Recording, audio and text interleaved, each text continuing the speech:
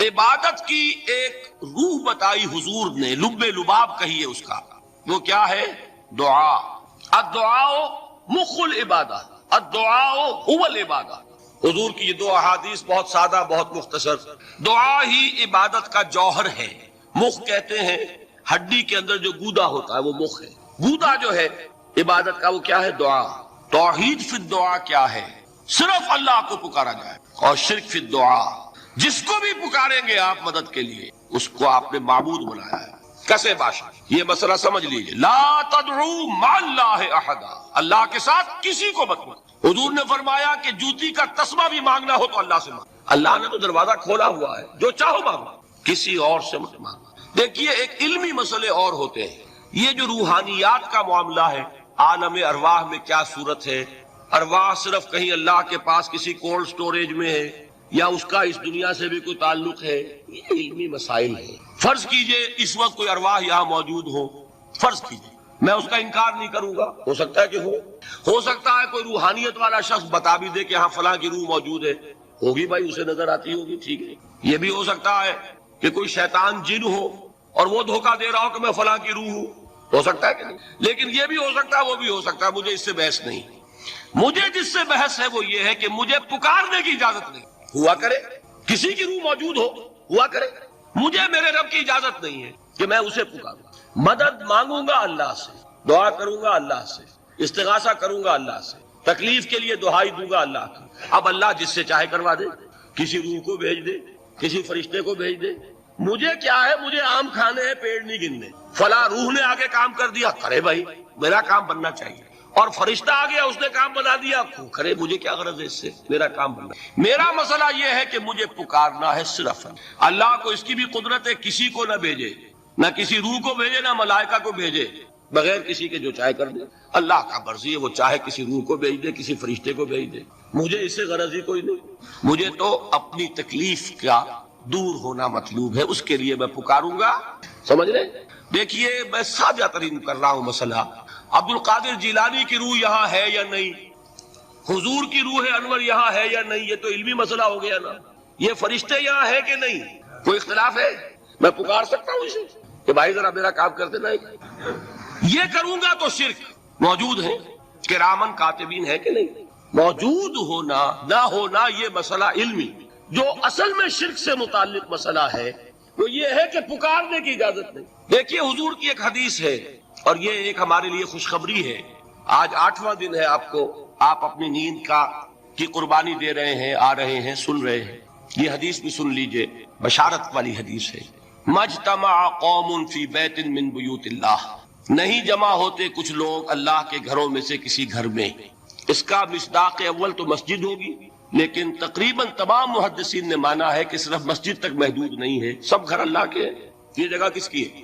تو عہب ہے یہ چیز، لیکن مسجد کا ہوگا تو وہ مصداق اول ہو جائے گا۔ مجتمع قوم فی بیت من بیوت اللہ یتلون کتاب اللہ ویتدارسونہ بینہم، کام کیا کر رہے ہوں کہ اللہ کی کتاب پڑھ رہے ہوں، وہ سمجھ رہے ہوں، سمجھا رہے ہوں، تو کیا ہوتا ہے؟ الا نزلت علیہم السکینہ، ان پر اللہ کی طرف سے سکینت کا نزول ہوتا ہے۔ وغشیتہم الرحمہ، رحمت خداوندی انہیں ڈھانپ لیتی۔ وحفتہم الملائکہ، فرشتے ان کے گرد گھیرا ڈال لیتے۔ وذکرہم اللہ فی من عندہ، اور اللہ ذکر کرتا ہے ان کا ملائکہ مقربین کی محفل میں۔ دیکھو تم کہتے تھے یہ انسان بڑا گھٹیا ہے، میرے وہ بندے اس وقت میرے گھر میں جمع ہے صرف میرے کلام کو سمجھنے کے لیے۔ اللہ فخر کرتا ہے، ذکر کرتا ہے اللہ۔ میرا بندہ جب مجھے اپنے دل میں یاد کرتا ہے، میں بھی اسے اپنے دل میں یاد کرتا ہوں۔ جب میرا بندہ کسی محفل میں میرا ذکر کرتا ہے، میں اس سے کہیں بہتر محفل میں اس کا ذکر کرتا ہوں۔ اللہ کی محفل تو ملائکہ اعلیٰ کی ہے، ملائکہ مقربین کی۔ بہرحال اللہ کو تم اپنے دل میں مستحضر رکھو، اللہ تعالیٰ تمہیں یاد رکھے۔ دوبارہ فرمایا احفظ اللہ تجدہ امامک تجاہک، اللہ کو یاد رکھو تو اپنے سامنے موجود پاؤ گے جب چاہو دعا کرو۔ تو احفظ اللہ تجدہ امامک یا تجاہک، اپنے سامنے۔ اذا سألت فاسأل اللہ، اب آ گیا وہ مرکز۔ دیکھو جب مانگو اللہ سے مانگو، غیر اللہ کے سامنے ہاتھ دراز کرو ہی مت۔ ایک حدیث میں آتا، یعنی حرام نہیں ہے، دنیاوی قواعد اصول قوانین کے تحت کسی سے مدد چاہنا، کوئی سوال کرنا حرام نہیں ہے، آپ سوال کریں، اسی پر دنیا قائم ہے، ایک دوسرے کے ساتھ تعاون کے ساتھ. لیکن اونچا مقام کیا ہے؟ کسی سے سوال مت کرو سوائے اللہ. یہاں تک کہ جوتے مانگنے کا تسمہ تمہیں درکار ہے تو بھی کسی سے مت مانگو، اللہ سے مانگو.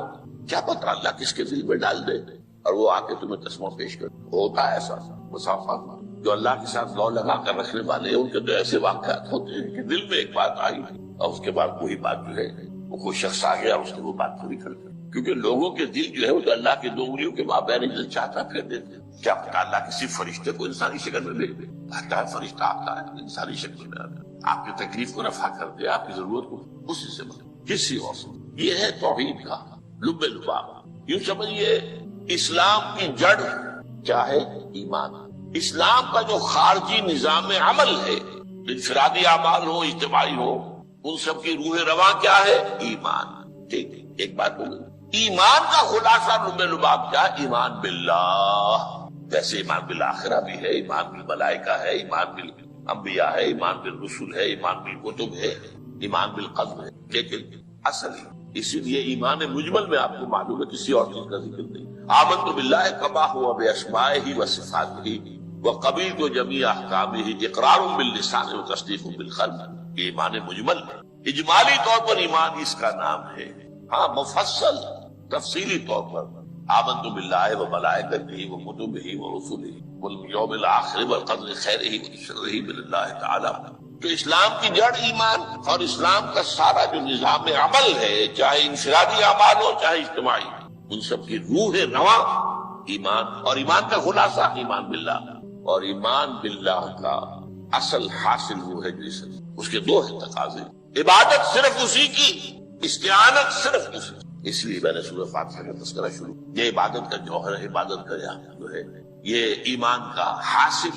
عبادت صرف اس کی اور استعانت صرف اس. استعانت ہی میں ثواب بھی آ جائے. یہ بھی مدد ہے. آپ کسی سے کچھ مدد مالی چاہ رہے ہیں یا کوئی اور مدد چاہتے ہیں، کسی کام میں مدد چاہتے ہیں، جیسے میں نے کہا تھا کہ سفارش کرانا چاہتے ہیں، یہ بھی مدد ہے. وَإِذَا اسْتَعَنْتَ فَاسْتَعِنْ بِاللَّهِ. اور جب مدد مانگو صرف اللہ سے مانگو. اور وہ سارے الفاظ یاد کر لیے. استدعاء، استعانت، استغاثہ. یہ جو غوث اعظم سے استغاثہ کیا جاتا ہے شرک ہے. استغاثہ اللہ سے، دعائی اللہ کا. اس اعتبار سے استمداد، استعانت، استدعاء، استغاثہ، یہ سب اللہ. صرف عبادت صرف اللہ. ایاک نعبد، اور استعانت صرف اللہ سے. مانگو صرف اللہ سے، مدد طلب کرو صرف اللہ سے. اور جان لو اگر تمام لوگ جمع ہو کر تمہیں کوئی فائدہ پہنچا جائے، نہیں پہنچا سکتے. الا بشیء قد كتب اللہ لك وان اجتمعوا على ان يضروك بشيء لم يضروك الا بشيء قد كتب اللہ عليك. اگر سب مل کر چاہے تمہیں کوئی نقصان پہنچا دے، نہیں پہنچا سکتے مگر وہی کچھ جو اللہ نے تمہارے لیے لکھا. اب بتائیے خوف کی جڑ کر جائے گی. یہ جو ایمان جو ہے یہ خوف اور حزن دونوں سے نجات دلانے والی بات ہے. جو حقیقی مومن ہے وہ اللہ کا ولی ہے. حقیقی وہ اللہ کا ولی ہے. اور الا ان اولیاء اللہ لا خوف علیہم ولا هم يحزنون. یہ اولیاء اللہ کو علیحدہ مخلوق نہیں ہے، کوئی ان کے سر پہ سینگ نہیں ہوتے، انسان ہی ہوتے ہیں. لیکن حقیقی معنی میں مومن ان اعتبارات سے جو آج ہم پڑھ رہے ہیں، ایمان اس درجے کا پہنچ گیا تو اللہ کا ولی ہے. وہ لوگ بھی خوف کس بات کا؟ کس سے خوف کروں؟ اس کے ہاتھ میں کچھ ہے ہی نہیں. اور اگر کچھ اللہ نے میرے لیے لکھ دیا وہ آ کر رہے گا، چاہے میں لاکھ گڑ گڑاؤں اور اس کے سامنے جب یہ چھوڑ دے. اگر اللہ نے لکھا ہوا ہے وہ آئے تو کاہے کو اس کے سامنے گڑ گڑانا، کاہے کو جب بسائی کرنا اس کے سامنے. اور کسی کے ہاتھ میں کچھ ہے ہی نہیں، میرا خیر ہے ہی نہیں، کاہے کو خوشامد کرو اس کی. اور رفعت الاقلام.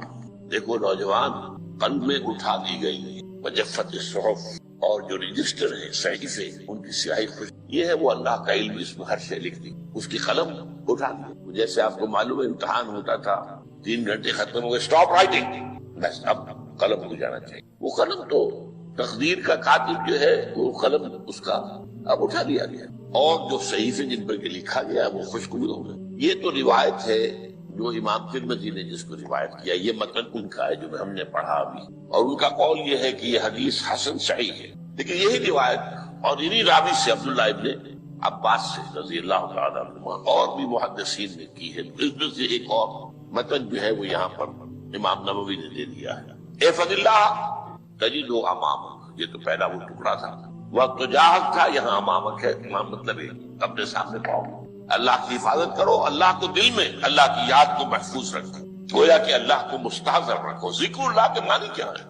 استحضار اللہ فی القلب، یہ ذکر اللہ ہے۔ جنہیں ہم ذکر سمجھ بیٹھے وہ ذکر کے ذریعے، اقیم الصلاۃ لذکری، نماز قائم کرو میری یاد کے لیے، نماز ذریعہ ہے یاد۔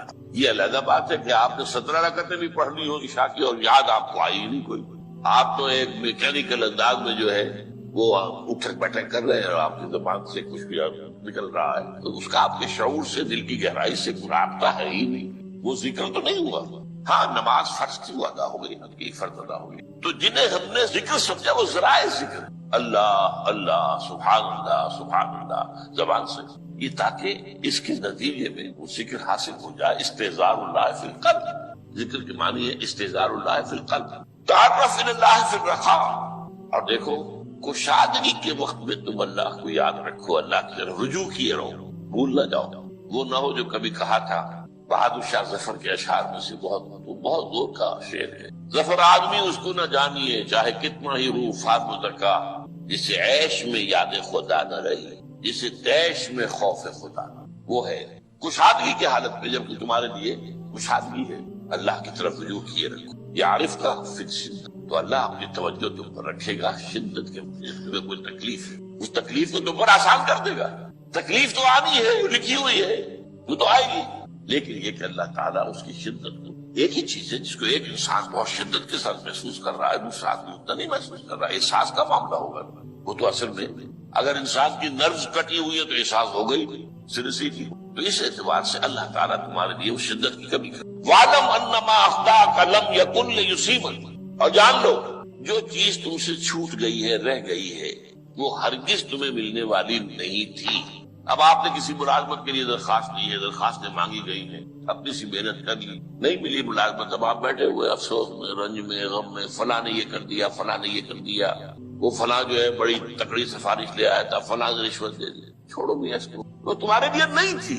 کاہے کو اپنے ذہن کے اندر یہ کھچڑی پکا رہے ہو بیٹھے، خواہ آپ شاید سوء ظن میں بھی مبتلا ہو رہے ہو، کسی نے نہ رشوت دی اور آپ سمجھتے ہو کہ رشوت دی ہے اس نے۔ یہ ساری چیزیں جو ساری سیئات، ان کی جڑ کٹ جائے گی۔ وَعْلَمْ أَنَّمَا أَخْطَأَكَ لَمْ يَكُنْ لِيُصِيبَكَ وَمَا أَصَابَكَ، اور جو چیز تم پر آ گئی، لَمْ يَكُنْ لِيُخْطِئَكَ، ہو ہی نہیں سکتا تھا کہ وہ تم پر نہ آنا۔ یہ کر لیتا تو ہو جاتا، شاید یہ کر لیتا، میں نے ٹیکا پہلے لگوا دیا ہوتا تو یہ بات نہ ہوتی۔ بھائی وہ جو ہونا تھا وہ ہونا تھا۔ اب یہ وہ چیز ہے جس سے انسان میں کیفیت پیدا ہوتی، تسلیم و رضا۔ ہم بھی تسلیم کی خو ڈالیں گے، بے نیازی تیری عادت ہی صحیح، اے اللہ جو تو نے چاہا مجھے قبول۔ اسی لیے میں نے آپ کو آیت سنائی سورہ تغابن کی، ما اصاب من مصیبت الا باذن اللہ، کوئی مصیبت نہیں آتی مگر اللہ کے اذن سے۔ ومن یؤمن باللہ یہد قلبہ، جو اللہ پر ایمان رکھتا ہو اللہ اس کے دل کو ہدایت دے دیتا ہے۔ ہدایت کس بات کی؟ تسلیم و رضا۔ دوستاں سلامت تو خنجر آزمائی، نہ شبت نصیبت دشمن کے شبت ہلاکت دے گا۔ اے اللہ تیری طرف سے ہے، مجھے قبول ہے، اور بظاہر مجھے تکلیف ہو رہی ہے لیکن یقیناً اس میں میرا کوئی خیر ہے۔ بیدک الخیر، تیرے ہاتھ میں تو خیر ہی خیر ہے، جو بھی تیری طرف سے آئے۔ سر تسلیم خم ہے مزاج یاد۔ اور یہ مضمون جو ہے زیادہ بڑے پیمانے پر سورہ حدید میں، ما اصاب من مصیبت فی الارض ولا فی انفسکم الا فی کتاب من قبل ان نبرأھا، کوئی مصیبت نہیں آتی نہ تمہاری جانوں میں نہ زمین میں زلزلہ آ جانا، سیلاب آ جانا، کچھ اور زمین کا دھنس جانا، یا یہ ہے کہ تمہاری جانوں میں کوئی بخار ہو گیا، کوئی اور تکلیف، اچانک معلوم ہوا کہ انسان کو کینسر ہے اور کینسر بھی اب 3rd سٹیج پہ پہنچ چکا، لیکن جو بھی آیا ہے وہ اللہ کے علم کی کتاب میں پہلے سے لکھا ہوا، فی کتاب من قبل ان نبرأھا، یہ کتاب میں درج ہے اس سے پہلے کہ ہم اسے ظاہر کریں۔ اس کا نتیجہ کیا نکلنا چاہیے؟ لیکن لا تاسوا علی ما فاتکم ولا تفرحوا بما آتاکم، افسوس نہ کیا کرو جو تم سے جاتا رہے، چھوٹ جائے، کوئی عزیز فوت ہو گیا، کوئی موقع ہاتھ سے نکل گیا، ارے بھائی میں چوک گیا، بڑا موقع تھا، اب اس پر افسوس کر رہے ہیں، نہیں، جو چیز لیکن لا تاسوا علی ما فاتک ولا تفرحوا بما آتاک، جو اللہ تمہیں دے دے اس پر اتراؤ مت۔ وما اصابک لم یکن لیخطئک واعلم ان النصر مع الصبر، اور جان لو اللہ کی مدد صبر کے ساتھ، جو آئے اس کی طرف سے جھیلو، زبان پر کلمہ شکوہ اور شکایت نہ آئے، اللہ سے شکایت، تسلیم و رضا، جو تیری رضا ہے، تیری صحت ہمیں منظور ہے لیکن اس کو مولانا محمد علی جوہر ایک مرتبہ جیل میں گئے، ایک بیٹی بیمار ہوئی فوت ہو، اس کے بعد دوسری مرتبہ پھر جیل میں گئے، دوسری بیٹی کو وہی بیماری، جیل میں اطلاع ملی کہ بیٹی کی بیماری ہوئی، تو خط لکھا اشعار کی شکل کا آخری شعر یہ، تیری صحت ہمیں منظور ہے لیکن اس کو نہیں منظور تو پھر ہم کو بھی منظور، ہم تو چاہتے ہیں میں بیٹی کے تو شفا ہو جائے، اسے منظور نہیں تھے۔ وَعَلَمَ أَنَّ النَّسَّ مَعَ الصَّبْرِ وَأَنَّ الْفَرَجَ مَعَ الْكَرْبِ، فرج فراخی کھل جانا کسی چیز کا یہ ہے قد کے ساتھ، تکلیف کے ساتھ، تکلیف ہوتی ہے ساتھ، اللہ نے قانون بنایا ہے۔ اب آپ اندازہ کیجئے بچے کی ولادت میں ماں کو کتنی تکلیف اٹھانی ہے۔ آج کل تو فیشن ہو گیا ہے، سیدھے سیدھے جاؤ آپریشن کراؤ تکلیف سے بچ جاؤ، لیکن یہ ہے کہ یہ بھی آپ کے علم میں ہوگا، وہ ساری تکلیف جیسے ہی بچے کو لا کر ماں کے برابر لٹایا ہے ساری تکلیف ختم، پھر جو راحت میسر آتی ہے۔ ان الفرج مع الکرب وان مع العسر یسرا، اسی لیے میں نے وہ آیتیں بھی پڑھی تھی، ان مع العسر یسرا ان مع العسر یسرا۔ اس دنیا میں یہ اللہ نے نظام بنایا ہے، سختیاں جھیلنی ہی ہوں گی۔ لقد خلقنا الانسان فی کبد، ہم نے انسان کو پیدا کیا مشقت کے اندر، مشقت تو کرنی پڑے گی، کسی کی جسمانی مشقت زیادہ، کسی کی ذہنی مشقت زیادہ، مشقت سے چارہ کسی، تو یہ ہے ان مع العسر یسرا ان مع العسر یسرا۔ بارک اللہ لی ولکم فی القرآن العظیم ونفعنی۔ جدوں کافر اسی پچ ہو گیا، پھر تشبیہ مسلح کی کرنا، اساں ظاہر نوں رب منیائے، باطن دا اللہ کی کرنا، اساں ظاہر نوں رب منیائے، باطن دا اللہ کی کرنا۔ اگر آپ کا اللہ کے ساتھ ڈائریکٹ اور ڈائریکٹ کمیونیکیشن قائم نہیں ہوا، نماز جس کو کہا گیا کہ الصلاۃ معراج المومنین، جو قرب حضور کو حاصل ہوا معراج میں وہ ایک بندہ مومن دنیا میں رہتے ہوئے حاصل سکتا ہے نماز، اگر اس کی روح جو ہے واقعتاً ہم کا نام ہو رہی ہو الحمدللہ رب العالمین الرحمن مالک اہدنا الصراط ایاک نعبد، اگر ہم واقعتاً ایسے کہ ہمیں احساس ہو کہ ہم اللہ کے میں حاضر ہیں، سجدہ کریں تو حدیث میں آتا ہے کہ ایسے محسوس کہ گویا کہ میں نے اپنا سر، اب جو گفتگو ہو رہی ہے یہ ہم کلامی ہے، الصلاۃ معراج المومنین، اہل ایمان کے حق میں یہ نماز جو ہے یہ معراج کی، لیکن یہ نماز کیسے نصیب ہو اگر روح سوئی ہوئی ہے، دبی ہوئی ہے، پسی ہوئی ہے، مزمحل ہے یا مردہ ہے، یہ نماز کیسے آ؟ چاہے آپ پانچوں کی نماز پڑھ، چاہے آپ نے ہیبٹ بنا لیا ہو نماز، چاہے خود، لیکن یہ کہ بیدار نہ ہو جب تک ہم کلامی نہ ہو۔ افلاق سے آتا ہے نالوں کا جواب آخر، اٹھتے ہیں حجاب آخر، کرتے ہیں خطاب آخر، جب تک یہ نہ ہو۔ جیسے کہ میں ایک حدیث انشاءاللہ آج سناؤں گا سورہ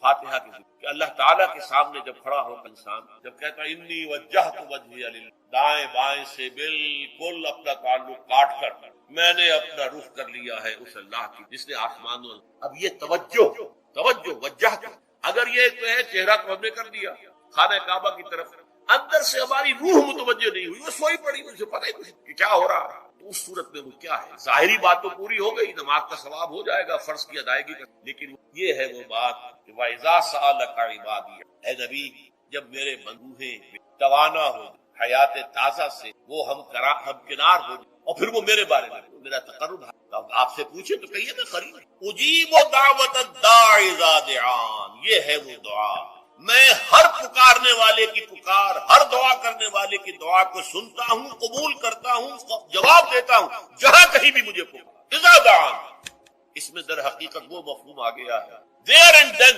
where ever، آپ اپنے گھر میں ہو کر پکاریں، اب بستر پر لیٹے ہوئے، الذین یذکرون اللہ قیاما وقعودا وعلی جنوبہم، بعض مقامات بعض اوقات قبول دعا کے لیے زیادہ سازگار، حرم میں جا کر دعا، مینا میں، عرفات میں خاص طور، جبل رحمت پر جو ہے کعبے کا اس پر خاص طور، وہ ایام بھی ہے خاص، لیکن یہ نہیں ہے کہ بقیہ دنوں میں آپ کے اور اللہ کے درمیان کو بڑا فاصلہ، یہ سارا دنیا میں مشرکانہ نظاموں نے تصور کیا، اللہ تو دور ہے دور ہے دور ہے دور ہے، پاک ہے پاک ہے پاک، تم ناپاک ہو ناپاک ہو ناپاک ہو، اور تم تو بڑی پستی میں پڑے ہو، تم اللہ سے براہ راست، ہم کو درمیانی چاہیے، کوئی لنکس چاہیے، کوئی پجاری ہوگا، کوئی پروہت ہوگا، کوئی پنڈت ہوگا، کوئی پیر ہوگا، کوئی پادری ہوگا، کوئی پوپ ہوگا، اس کے ذریعے سے تم اللہ سے ہو، اور جب ذریعے بیچ میں آ گئے تو ان کی مٹھی گرم کرو، ان کی چاپلوس کو بھی جو ہے چادریں چڑھاؤ، تو نذرانے پیش کرو۔ یہ ہے بدترین ایکسپلائٹیشن جو مذہب کے ذریعے سے نوع انسان۔ یہ دو ایکسپلائٹیشن دنیا میں ہوئی ہے تاریخ انسان، ایک بادشاہوں کی طرف سے خراج دو ہمیں، محنت تم کرو گے کھیت میں، آدھا حصہ ہمارے پاس آئے، ہم عیش کریں گے، ہم اسٹینڈنگ آرمیز رکھیں گے تاکہ ذرا تم بغاوت کرو تو تمہارا سر کچل دیا۔ یہ ایکسپلائٹیشن بدتر، مانگنے والا گدا ہے، صدقہ مانگے یا خراج۔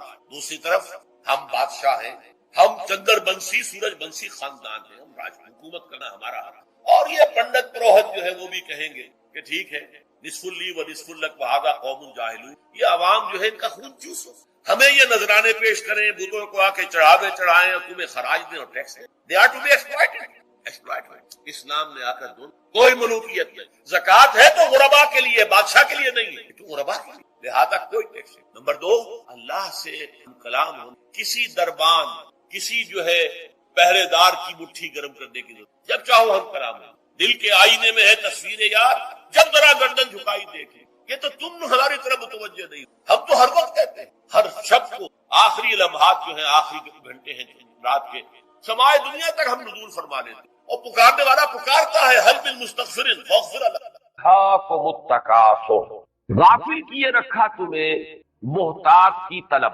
لہو لعب، قرآن مجید میں یہ الفاظ آئے ہیں، ومن حیات الدنیا الا لہو و لعب۔ لہو کہتے ہیں کھیل کود، وہ شے جو غفلت میں انسان کو مبتلا کرتے ہیں، وہ لہو ہے۔ الہا یلہو، یہ گویا کہ اس سے یہ باب افعال ہے۔ الہاکم التکاثر، تمہیں غافل کیے رکھا کثرت سے۔ اب تکاثر جو ہے کثرت سے یہ لفظ بنا ہے، لیکن اس کے تین معنی ہیں۔ کثرت کی طلب، نمبر دو کثرت کی طلب میں ایک دوسرے سے آگے نکلنے کے لیے دوڑ، مقابلہ، نمبر تین کثرت پہ کی بنیاد پر ایک دوسرے پر فخر کرنا، یہ تین معنی ہیں۔ الہاکم التکاثر، غافل کیے رکھا تمہیں محتاج کی طلب، الہاکم التکاثر، غافل کیا تمہیں محتاج کے حصول میں ایک دوسرے سے بازی لے جانے کی دوڑ سے، الہاکم التکاثر، غافل کیے رکھا تمہیں کثرت اور محتاج پر کی بنیاد پر ایک دوسرے پر فخر کر دیں، تینوں معنی ہوں گے۔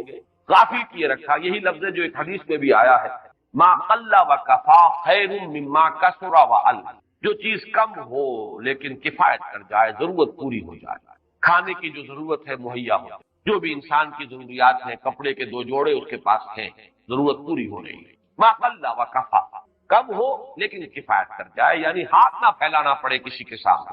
خیر مما کثر و الہا، وہ کہیں بہتر ہے اس سے کہ جو زیادہ ہو، محتاط میں ہو، کثرت سے ہو، لیکن غافل کر، جب محتاط ہوگی تو اس کا ایک منطقی نتیجہ غفلت۔ اس آیہ مبارکہ میں یہ واضح نہیں کیا گیا کہ کس چیز سے غافل، الہاکم التکاثر عن ماذا، کس شے سے، یہ پھر وہی حذف کا اسلوب ہے، اس میں یہ کہ فصاحت اور بلاغت زیادہ ہے۔ اب آپ غور کی، حقائق سے غافل کیے رکھا، اپنی زندگی کی اصل منزل سے غافل کیے، اپنے اندر جھانکنے سے غافل کیے رکھا، درون بینی، اپنا ذاتی احتساب کرنے سے غافل کیے رکھا۔ اب یہ تمام چیزیں جو ہے گویا کہ یہاں پر محذوف کے درجے میں آئیں گی، اس میں انسان اپنی سوچ، اپنے فکر، اپنے مزاج کے مطابق فل ان دی بلینک، وہ حذف جو ہے اس خلا کو پر کر سکتا، لیکن حاصل کیا، الہاکم التکاثر، غافل کیے رکھا تمہیں محتاج کی طلب میں، یا محتاج کے حصول میں ایک دوسرے پر بازی لے جانے کی دوڑ، یا محتاج کی بنیاد پر ایک دوسرے پر تفاخر کرنے،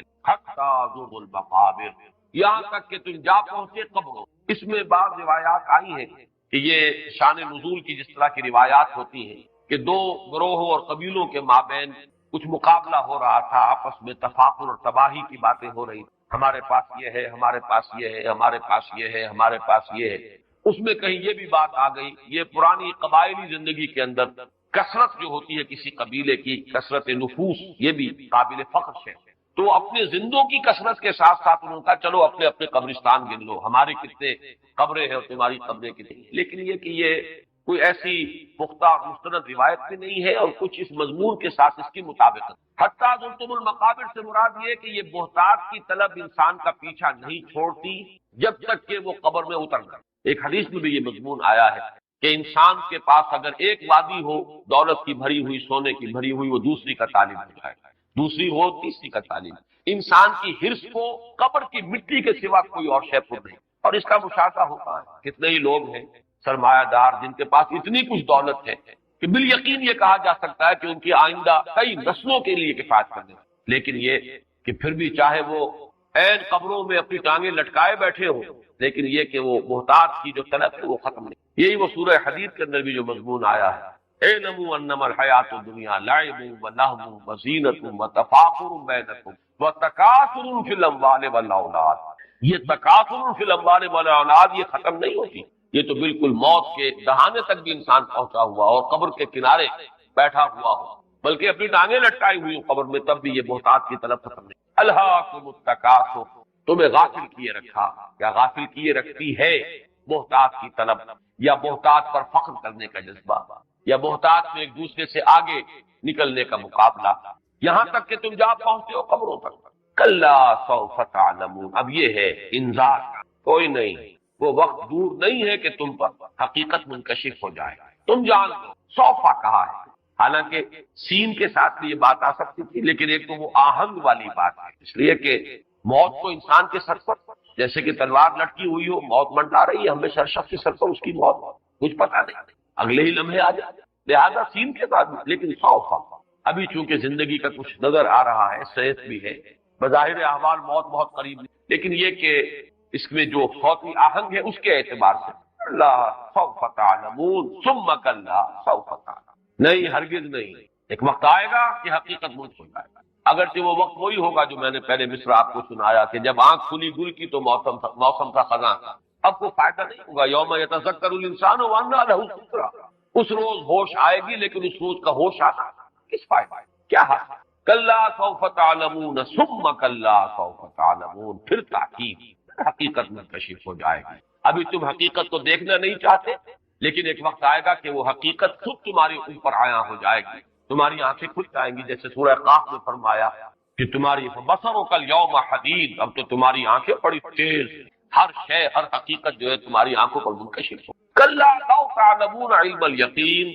لترون الجحیم ثم لترونها عین الیقین ثم لتسألن یومئذ عن النعیم. کلا لو تعلمون علم الیقین، ہرگز نہیں، اگر تم جان لیتے یقین کا جاننا. یہ جو ہے کلام شرطیہ ہے، لو اس کے دونوں ترجمے ہو سکتے ہیں. اگر تم جان لیتے، کاش کہ تم جان لیتے. یہ تمنائی جو ہے ماضی تمنائی، وہ بھی اس انداز میں آتا ہے. کلا لو تعلمون، اگر تم جان لو، کاش کہ تم جان.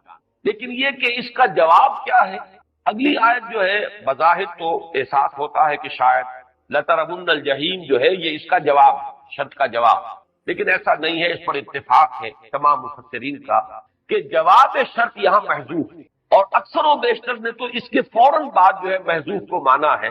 کلا لو تعلمون علم الیقین، ہرگز نہیں، اگر تم جان لو یقین کا جاننا تو حقیقت تم پر منکشف ہو جائے، تو تم سیدھی راہ پر آ جاؤ، تو تم کامیاب ہو جاؤ، تو تمہاری عاقبت سنور جائے. یہ گویا کہ اس کا جواب شرط ہے جو یہاں محذوف ہے. کلا لو تعلمون علم الیقین، اگر تم جان لو یقین کا جاننا تو حقیقت تم پر منکشف ہو جائے، تم اپنی زندگی کا رخ درست کر لو گے، تمہاری عاقبت سنور جائے گا، تم اس حاویہ سے بچ جاؤ گے. فَأُمُّهُ حاویہ، تمہارا انجام بخیر ہوگا. یہ گویا کہ جواب شرط ہے جو محذوف ہے. لیکن یہ کہ مولانا اصلاحی صاحب کا ایک خیال ہے، اور وہ خیال وزنی ہے، کہ یہ جو اس کے بعد کی آیات آ رہی ہیں تین مزید، لترون الجحیم ثم لترونها عین الیقین ثم لتسألن یومئذ عن النعیم، یہ تینوں بھی در حقیقت کلا لو تعلمون علم الیقین ہی کے تابع ہیں. یہ سارا شرطیہ کلام چل رہا ہے اس صورت کے آخر تک. ہرگز نہیں، اگر تم جان لیتے یقین کا جاننا، اور یہ کہ تم دیکھو گے جہنم کو، جہنم کو دیکھ کر رہو گے، پھر تمہیں دیکھنا ہی ہے اسے، آنکھ والا دیکھنا، یقین کا دیکھنا، اور پھر تم سے لازماً پوچھا جائے گا اور نعمتوں کا حساب لیا جائے گا. تو یہ گویا کہ جواب شرط. اب اس کے بعد یہ سب کچھ اگر تمہیں معلوم ہو جائے تو تمہاری منزل درست ہو جائے، تمہاری عاقبت سنور جائے، تم انجام بد سے محفوظ ہو جاؤ، تم حاویہ میں گرنے سے بچا لیے جاؤ. تو یہ بھی ایک رائے ہے، اور رائے قوی معلوم ہوتی ہے. اگرچہ ذاتی طور پر میری رائے یہ ہے کہ دو آیات کے بعد جواب شرط کو اگر محذوف مان لیا جائے اور اس کے بعد جو کلام ہے وہ کلام مستانفہ ہے، وہ اپنی جگہ پر ایک نیا کلام شروع ہو رہا ہے، تو بات زیادہ نکھرتی ہے۔ واللہ عالم۔ میں اپنی اس رائے کے مطابق اب ترجمہ کر رہا ہوں اور وضاحت کر رہا ہوں۔ کلا لو تعلمون علم الیقین لترون الجحیم، ہرگز نہیں، اگر تم جان لیتے یقین کا جاننا کہ تمہیں جہنم کو دیکھنا ہی ہے، کوئی مفر نہیں اس بات پر، اگر تمہیں یقین ہو جائے، اور جو یقین اس وقت ہوگا علم الیقین کے درجے میں، عین الیقین کے درجے میں نہیں، وہ تمہیں علمی طور پر بات کو جاننا ہے، تمہیں استدلال کے حوالے سے جاننا ہے، تمہیں دلیل سے عقل سے بات کو پہچاننا ہے۔ کیا پہچاننا ہے؟ کہ تم دیکھ کر رہو گے جہنم کو، اور یہ مضمون وہ ہے جو قرآن مجید میں دوسرے مقامات پر آیا ہے کہ ہر انسان کو جہنم دکھائی جائے، چاہے وہ انجام کار کے اعتبار سے جنتی ہی، لیکن یہ کہ ایک دفعہ لایا جائے گا تاکہ انہیں بھی پتہ لگ جائے کہ ہم کس شے سے بچا لیے، اللہ کا کتنا بڑا احسان ہم پر ہوا ہے، کتنا بڑا کرم ہوا ہے، کس انجام سے اللہ نے ہمیں بچا۔ چنانچہ سورہ مریم میں فرمایا گیا وَإِن مِّنكُمْ إِلَّا وَارِدُهَا كَانَ عَلَىٰ رَبِّكَ حَتْمًا مَّقْضِيًّا، کوئی نہیں ہے تم میں سے مگر یہ کہ ایک مرتبہ تو آ کر رہے گا جہنم پر۔ وارد کہتے ہیں گھاٹ پر اترنے کو، جیسے کوئی قافلہ آ کر اترا کسی گھاٹ پر، کوئی تالاب ہے پانی پینے کے لیے، کوئی نہر ہے اس کے کنارے پر آ گئے پانی پینے کے لیے، یہ ہے وارد۔ مورد کہتے ہیں گھاٹ، اترنے کی جگہ۔ تو وہاں ان منکم الا واردھا کان علی ربک حتما، پھر یہ کہ ہم اللہ تعالیٰ کی طرف سے فرمایا کہ پھر ہم بچا لیں گے ان کو جو کہ تقوی والے تھے، اور جو جہنمی ہے وہ اسی کے اندر اوندے منہ پڑے رہ جائیں۔ لیکن ایک دفعہ تو آنا، یہی تصور ہے جو ہمارے سامنے ہے۔ سورہ حدید میں یہ جو نقشہ آیا ہے کہ لوگوں کو نور عطا کیا جائے گا اور اس نور سے وہ چلیں گے، وہ جس کو ہم پل صراط کہتے ہیں کہ جو روشنی ہوگی، ایک مرحلہ ہے جہنمیوں کو اور جنتیوں کو علیحدہ کرنے کے لیے، کہ جو جنتی ہیں جنہوں نے نیک اعمال کیے تھے، ایمان اور اعمال صالحہ کا نور لے کر آئے تھے، وہ گزر جائیں گے اس پل پر سے، اور دوسرے ٹھوکریں کھاتے ہوئے گریں گے، اور پھر ان کے مابین ایک فصیل حائل کر دی جائے گا۔ تو یہ جو دونوں آیات ہیں، اگرچہ یہ شرط اور جواب شرط نہیں ہے، جواب شرط تو محذوف ہے، لیکن یہ دونوں انٹر لاکڈ ہیں، اور یہ ترجمہ جیسے کہ مولانا اصلاحی صاحب نے کہا، یہ کہ کے لفظ سے ان کو جوڑا جائے گا۔ کلا لو تعلمون علم الیقین لترون الجحیم، کوئی نہیں، اگر تم جان لیتے یقین کا جاننا کہ تمہیں ایک دن لا محالہ اس جہنم کو دیکھنا ہے، وہ تمہارے سامنے آ کر رہے گی، جس کو کہ اوپر فرمایا گیا حاویہ فَأُمُّهُ حاویہ وَمَا أَدْرَاكَ مَا هِیَہ نَارٌ حامیہ، اور یہی ہے در حقیقت جو ان دونوں صورتوں کو جو مضمون کے آپس میں جوڑ رہا ہے، انٹرلاک کر رہا ہے۔ لَتَرَوُنَّ الْجَحِیمَ ثُمَّ لَتَرَوُنَّهَا عَيْنَ الْیَقِینِ، پھر اب یہاں سے کلام مستانفہ ہے، یہ علیحدہ اب نیا کلام شروع ہو رہا ہے۔ پھر وہ وقت تو آ کر رہنا ہی ہے، یہ تو اس دنیا میں عقل کی آنکھ سے دیکھ لو، یقین، علم والا یقین اگر تمہیں حاصل ہو جائے کہ تمہیں یقیناً دیکھنا ہے جہنم کو، تو پھر یہ کہ تمہاری عاقبت سنور سکتی ہے، تم اس خسران ابدی سے بچ سکتے ہو۔ والعصر ان الانسان لفی خسر، اس انجام سے اپنے آپ کو بچا سکو گے۔ لیکن بہرحال ثم لترونها عین الیقین، پھر بالآخر تو تمہیں دیکھنا ہی ہے اسے، یقین کی آنکھ۔ اب یہاں پہ عین الیقین آیا، مشاہدے پر مبنی یقین۔ میں ابھی یقین کے سلسلے میں چند باتیں ابھی عرض کروں گا آپ سے بعد میں، وہ ایک علیحدہ بحث ہے حکمت قرآن کی۔ ابھی یہ ترجمے کو اور جو اس کا جو ایک ترکیب ہے اس کو سمجھ لیجیے۔ ثم لتسألن یومئذ عن النعیم، پھر لازماً تم سے سوال ہوگا، پوچھے جاؤ گے، محاسبہ ہوگا نعمتوں کے بارے میں، کون کون سی نعمتیں ہم نے تمہیں دی تھی۔ ایک حدیث تو بارہا میں نے آپ کو سنائی ہے، بہت سے حضرات کو یاد بھی ہوگی، لن تزول قدم ابن آدم حتی یسأل عن خمس، ابن آدم کے قدم ہل نہیں سکیں گے اس عدالت اخروی سے یہاں تک کہ 5 چیزوں کا حساب دے، عن عمرہ فیما افنا، وعن شبابہ فیما ابلا، وعن مالہ من این اکتسبہ وفیما انفقہ، وعما عمل فیما علم، او کما قال صلی اللہ علیہ وسلم۔ عمر کے بارے میں پوچھا جائے گا، کہاں گلائی، 80 برس دیے تھے، کہاں صرف کی۔ پھر دوسرا سوال، عمر کا ایک خاص حصہ شباب، جوانی کا دور، قوتوں کا، امنگوں کا، حوصلوں کا، عزائم کا، وہ کہاں گوائی، جوانی جو ہے وہ کہاں گوائی۔ پھر 2 سوال مال کے بارے میں، ہم مال ہی من اکتسبہ فیما انفقہ، کہاں سے کمایا تھا، حرام سے کہ حلال سے، جائز سے کہ ناجائز سے، وفیما انفقہ، کہاں خرچ کیا گیا۔ اور پھر ایک سوال، وعما عمل فیما علم، جو علم حاصل کیا اس میں عمل کتنا کیا۔ ایسا تو نہیں کہ علم کے تو انبار لگاتے چلے گئے اور عمل جو ہے وہ وہیں کا وہیں ٹکا رہا، وہ 0 ہی پوائنٹ کے اوپر لگا رہا۔ وہ علم جو ہے وہ تو در حقیقت حجت بن جائے گا انسان کے خلاف. القرآن حجت لک او علیک، یہ قرآن حجت بنے گا یا تمہارے حق میں یا تمہارے خلاف. یہ 5 سوال اس حدیث میں آئے ہیں. باقی ایک واقعہ بڑا پیارا ہے حضور کی سیرت کا. حضور صلی اللہ علیہ وسلم پر ایک مرتبہ فاقے کی کیفیت تھی اور شدید نقاہت.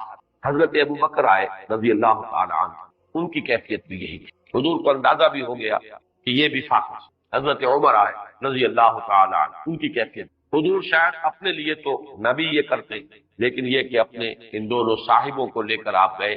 ایک انصاری صحابی تھے ابو الحسن رضی اللہ تعالی عنہ، انصاری، ان کا ایک نخلستان تھا قریب، وہاں چلے. وہاں 3 مرتبہ آپ نے السلام علیکم کہا، جواب نہیں آیا.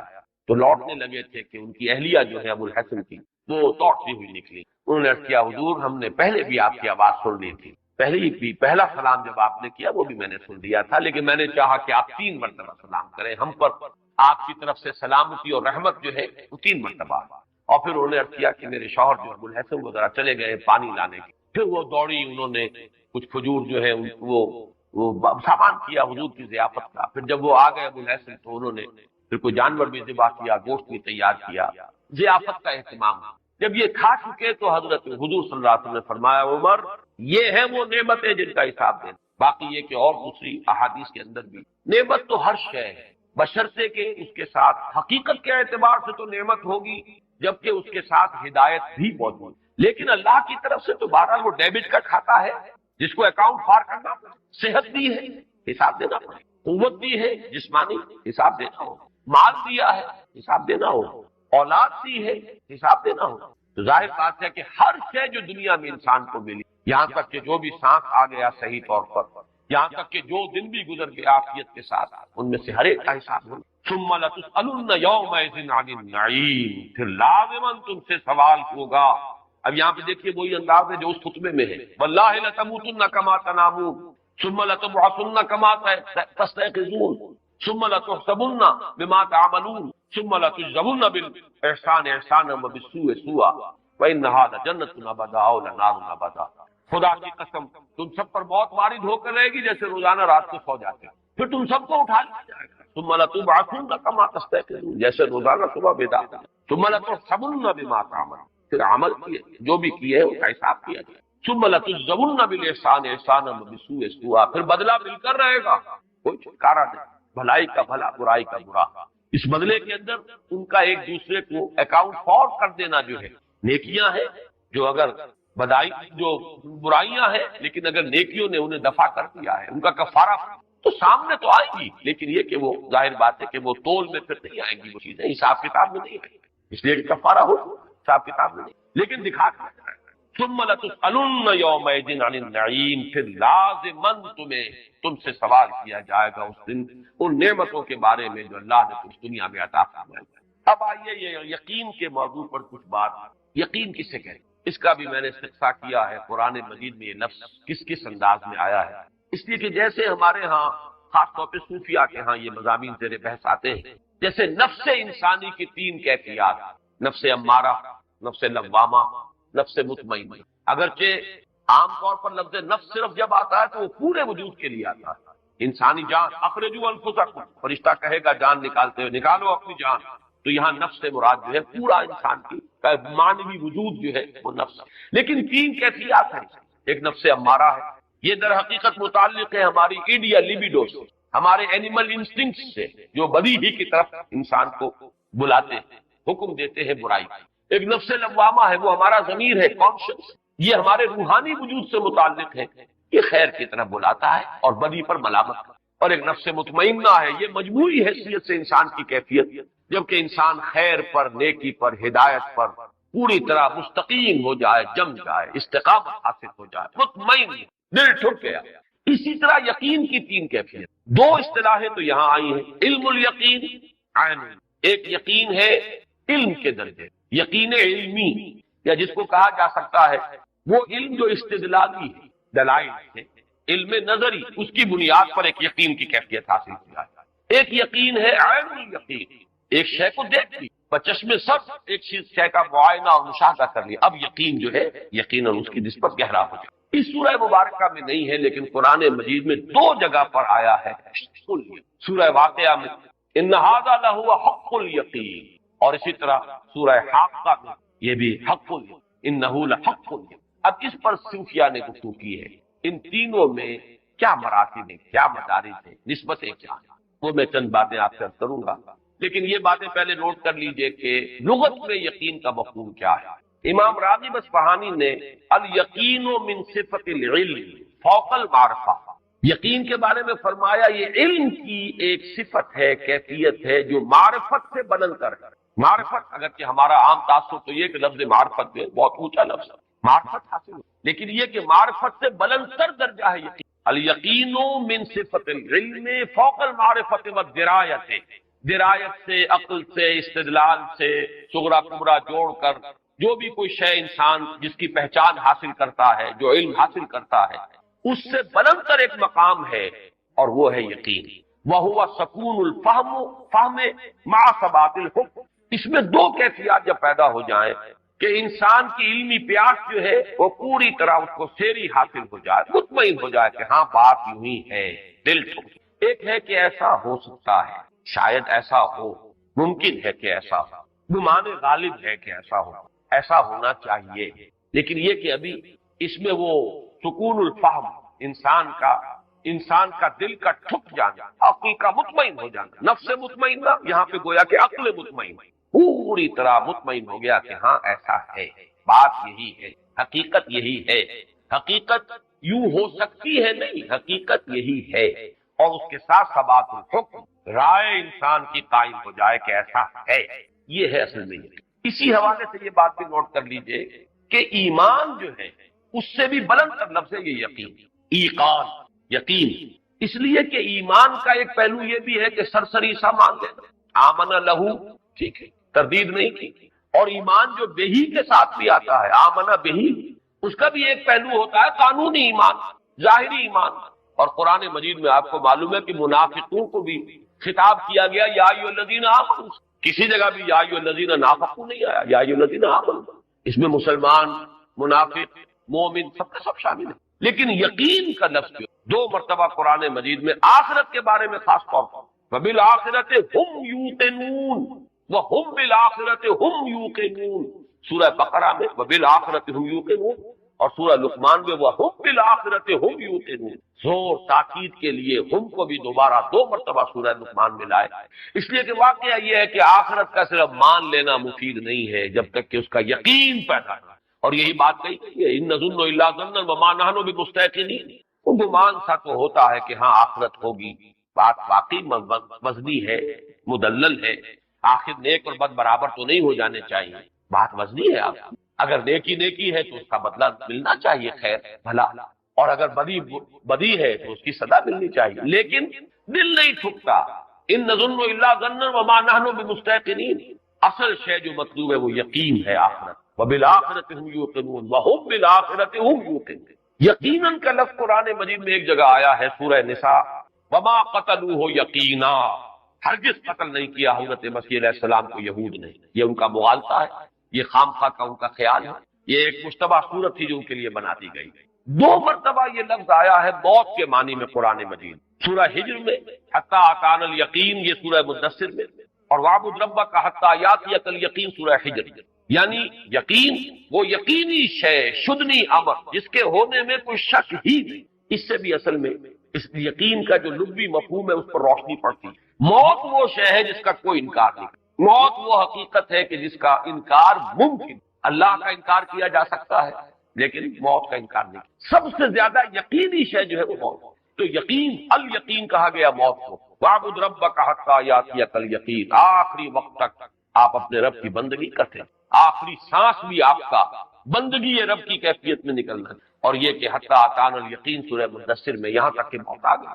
اب یہاں پر جو میں یقین جو آیا ہے، علم الیقین، عین الیقین اور حق الیقین، ان تین مدارج یا مراتب کو ایک سادہ سی مثال سے پہلے واضح کریں۔ آپ نے دیکھا کہیں کہ دھواں ہے، آپ نے نتیجہ نکالا کہ آگ لگی ہوئی، دھواں آپ نے نہیں دیکھا، یہ علم الیقین، یہ نظری علم ہے کہ آپ کو معلوم ہے کہ آگ جہاں ہو وہاں دھواں ہوتا ہے، دھواں جہاں ہو وہاں آگ ہوتی، یہ لازم و ملزوم ہے، لہذا دھوئیں کو دیکھ کر آگ کا حکم لگانا یہ علم الیقین۔ قرائن سے، درایت سے، عقل سے، استدلال سے، دلیل سے یہ کائنات ہے تو یقیناً کوئی پیدا کرنے والا ہے، یہ مخلوق ہے تو کوئی نہ کوئی خالق ہے، یہ دلیل ہے، استدلال ہے۔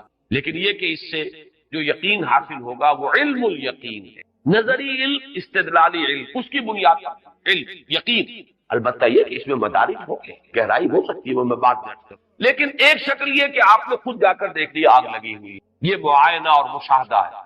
لیس الخبر و کل معائنہ، وہ آنکھ سے دیکھی ہوئی شے جو ہے وہ تو ظاہر بات ہے کہ وہ صرف خبر کی بنیاد پر جو یقین انسان کرتا ہے اس سے کہیں بڑھ کر ہے آنکھ سے دیکھا ہوں، یہ عین الیقین ہے۔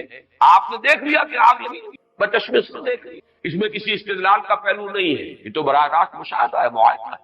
لیکن یہاں آپ نوٹ کیجئے ابھی ایک مرحلہ باقی، انسان کے حواس کبھی کبھی اسے دھوکہ بھی، کان بج رہے ہیں حالانکہ آواز کوئی، یا کوئی شے نظر آ رہی ہے، رنگ نظر آ رہے ہیں، حقیقت میں کوئی نہیں، یہ آپ کی اپنی بینائی کا انتشار ہے، حواس دھوکہ دے۔ اسی لیے وہ بہت مشہور مصرع ہے کہ آنکھیں بھی بیمنیم یا رب بیداری یا رب یا بے خواب، پروردگار جو کچھ میں دیکھ رہا ہوں یہ خواب میں دیکھ رہا ہوں یا حقیقت ہے، یہ بیداری ہے۔ دیکھتا ہے انسان لیکن اسے یقین حاصل نہیں ہوتا کہ میں دیکھ رہا ہوں، واقعتاً دیکھ رہا ہوں۔ اسی کے برعکس کیفیت ہے وہ جو سورۃ النجم میں آئی ہے، ما کذب الفؤاد ما رأى، محمد الرسول اللہ صلی اللہ علیہ وسلم کی آنکھ نے جو دیکھا دل نے جھوٹا نہیں کہا، بالکل جس کو ہم کہیں گے قلب و ذہن، آنکھ اور دل کی آنکھ، ظاہر کی آنکھ اور دل کی آنکھ دونوں نے کامل ہم آہنگی اور موافقت کے ساتھ دیکھا جو کچھ دیکھا، دل نے تصدیق کی اس کی کہ جو کچھ دیکھا ہے آنکھ۔